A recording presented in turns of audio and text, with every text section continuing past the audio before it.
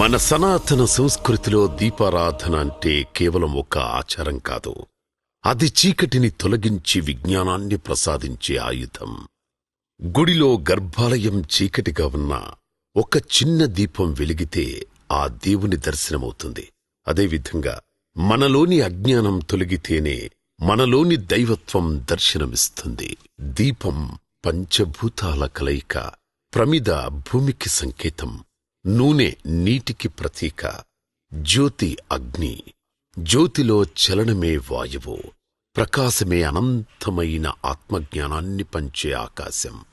ఆ ఒక్క దీపం వెలుగు విద్యగా మారినప్పుడు, లక్షలాది పిల్లల జీవితాలు వెలుగులోకి వచ్చినప్పుడు, జగనన్న విద్యా దీవెన ద్వారా ఎన్నో అజ్ఞాన చీకట్లు తొలగాయి, ఎన్నో కలలు వెలుగులోకి వచ్చాయి, ఎన్నో జీవితాలు మారాయి.